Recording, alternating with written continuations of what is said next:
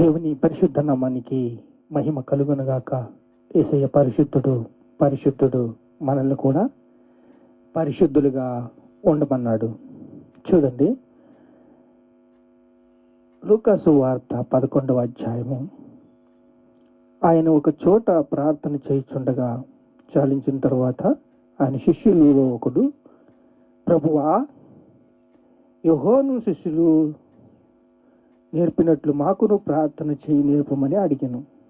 అందుకు ఆయన, మీరు ఆయన ప్రార్థన చేయనప్పుడు తండ్రి నామము పరిశుద్ధపడును గాక, తండ్రి నీ నామము పరిశుద్ధపడును గాక, నీ రాజ్యము వచ్చును గాక, నీ చిత్తము పరలోకమందు నెరవేర్చినట్లు భూమి యందు నెరవేరును గాక అని ప్రార్థన నేర్పించాడు. ఎవరు? యేసయ్య. నీ రాజ్యం వచ్చును గాక అంటే మనము ఏది, నీ రాజ్యం ఏది అని మనం అడుగుతాం. ఎక్కడుంది రాజ్యం? యేసయ్య రాజ్యం ఏది? యేసయ్య అధికారం ఏది? యేసయ్యతో మనతో ఉంటే ఇలా కష్టాలు ఎందుకు అని గిద్యోని అడిగినట్టు మనం అడుగుతూ ఉన్నప్పుడు దేవుడు మనల్ని చూస్తూ ఉంటాడు. నీకు పనిచ్చాను, ఏం పని చేస్తున్నావు అని.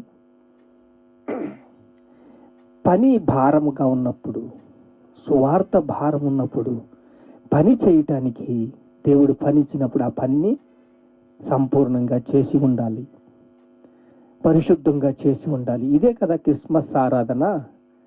క్రిస్మస్ ఆరాధన అంటే ఏమిటి? సంపూర్ణంగా దేవుణ్ణి మహిమపరచటమే.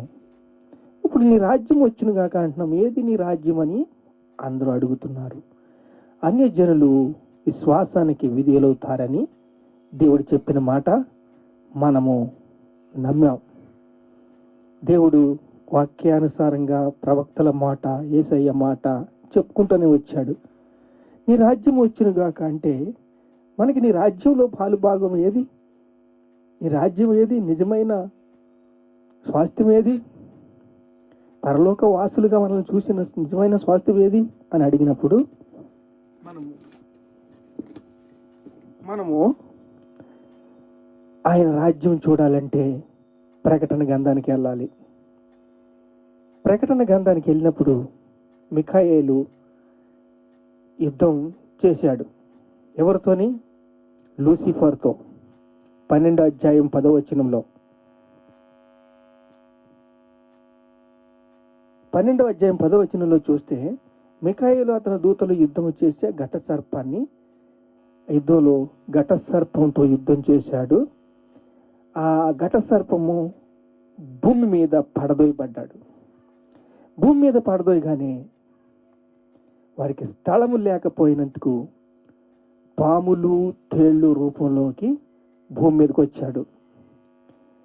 సర్వలోకమును మోసపుచ్చుచు ఆది సర్పము, పురాతనగా సైతాను అని పేరు. ఆది సర్పము, దాని పేరు ఆది సర్పము. ఇది మన సహోదరుల మీద నింద మోపుచు అడ్డంకులు, ఆటంకాలు తెస్తూ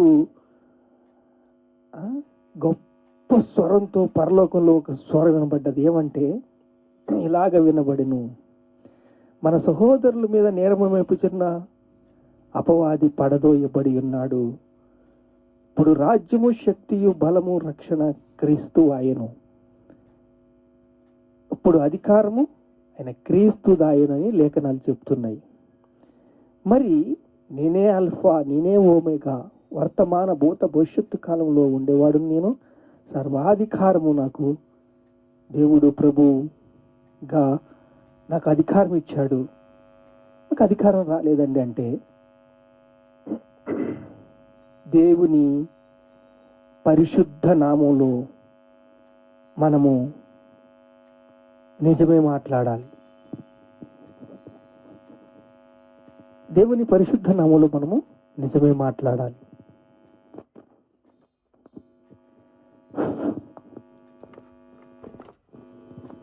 హల్లెలూయా.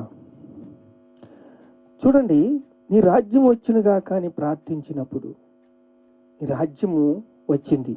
లేఖనాలు జీవించాం. ప్రకటన గ్రంథం 12వ అధ్యాయము 7-8 వచనాలు చూస్తే అక్కడ యుద్ధము జరిగింది. మరి భూలోకంలో యుద్ధం ఉంటుంది కదా, భూలోకంలోని యుద్ధం గెలవాలి కదా, నెగ్గాలి కదా. ప్రార్థన, నువ్వు ప్రార్థన చేసిందల్లా నీకు అడిగిదా ఇస్తాడు. అలా అడగాలి అంటే చూడండి 11వ అధ్యాయంలో ఒక స్నేహితుడు వచ్చాడంట. స్నేహితుడు తాను అర్ధరాత్రి వేళ వస్తున్నాడు. ఈయన తన స్నేహితుడిని 3 రొట్టెలు అడిగాడు. నన్ను తొందర పెట్టవద్దు, తొలిపి వేసి ఉంది, నా చిల్లలు చిన్న పిల్లలు పడుకున్నారు, ఏదో చెప్పాడు. కానీ ప్రార్థనకి జవాబు దొరకలేనప్పుడు 3 రోజులు కావచ్చు, 5 రోజులు కావచ్చు, 10 రోజులు కావచ్చు, 15 రోజులు కావచ్చు, నెలలు కావచ్చు, 15 సంవత్సరాలు కావచ్చు, 20 సంవత్సరాలు కావచ్చు, మీరు తన పనిని, నైపుణ్యతను దేవుడు పరీక్షిస్తాడు, తూకం వేస్తాడు. కన్నీటి ప్రార్థనను తూకం వేస్తాడు, నీ భారాన్ని తూకం వేస్తాడు, నీ పనిని తూకం వేస్తాడు. నువ్వు ఏం అడిగావో దానికి లెక్క కడతాడు, అన్నిటికీ సమాధానం ఇస్తాడు. ఇదే క్రిస్మస్. ఆనందం ఇస్తాడు, సమాధానం ఇస్తాడు. ఇదే క్రిస్మస్ ఆరాధన. ఎందుకంటే క్రిస్మస్ ఆరాధన అంటే ఏమిటి? నువ్వు అడిగి నీ పొందుకున్నప్పుడు కదా. నువ్వు అడిగి నీ పొందుకున్నప్పుడు ఏం అడుగుతున్నావు? నీ రాజ్యం వచ్చును గాక. అందరూ అడుగుతారు. ప్రతి ఒక్కరూ చేయవలసిన ప్రార్థన ఇది. శిష్యులకు నేర్పించాడు, అపోస్తులకు నేర్పించాడు, అందరూ నేర్చుకున్నాము. ఇదే ప్రార్థన. నీ రాజ్యం వచ్చును గాక. నీ రాజ్యం వచ్చును గాక అంటే నీ రాజ్యంలో మేము ఉన్నాము. ఆయన 100% ఆయన రాజ్యంలో మనం ఉన్నాం. దేవుని రాజ్యము మన మధ్యనున్నది. దేవుని రాజ్యం మన మధ్యనున్నప్పుడు ఆయన రాజ్యంలో మనం ఉన్నాం. అలా పరిశుద్ధాత్మను ఆయన ఇచ్చేశాడు. పరిశుద్ధాత్మనిచ్చి మనల్ని జ్ఞాపకము చేసుకున్నాడు. స్నేహితుడికి ప్రయాణము చేయొచ్చు మార్గంలో నా యొద్ద వచ్చి నా యొద్ద ఏమీ లేనందు అతను చెప్పిన ఎడల నన్ను తొందర పెట్టవద్దు, నన్ను తొందర పెట్టవద్దు అన్నాడు. ఇవ్వలేను అన్నాడు, తర్వాత ఇచ్చాడు. అంటే దేవుడు అడిగిని ఇస్తాడు. అడిగిని ఇచ్చి పరిశుద్ధాత్మనే మనకి ఇచ్చేశాడు. పరిశుద్ధాత్మని మనకి ఇచ్చినప్పుడు సంపూర్ణంగా మనం ఏం చేయాలి? దేవుని రాజ్యములో మనము కడుతున్నాం. మనము దేవుని రాజ్యాన్ని కడుతున్నాం. భూమి యందు ఏమి ఇప్పుతావో పరమందు ఇప్పబడలే, భూమి యందు ఏం బంధిస్తావో పరమందు బంధించబడలే. రాజుల కోసం, అధికారుల కోసం ప్రార్థన చేయమని దేవుడు భారం ఇచ్చాడు. ఎంతమంది చేస్తున్నారు? రాజుల కోసం ప్రార్థన చేయాలి, అధికారుల కోసం ప్రార్థన చేయాలి, లోకం కోసం ప్రార్థన చేయాలి. అన్యజనులు విశ్వాసానికి విధేయులవుతారు. ప్రార్థన చేయాలి. ప్రార్థన చేసిన ప్రతి ప్రార్థనకి జవాబిస్తాడు. ఎలా ఇస్తాడు అంటే, ఒక చెట్టు కొడతం మొదలు పెట్టినప్పుడు అది చివరి దెబ్బ పడేదాకా అది అలాగే ఉంటుంది. చివరి దెబ్బ పడ్డాక అది ఇరిగిపోతుంది.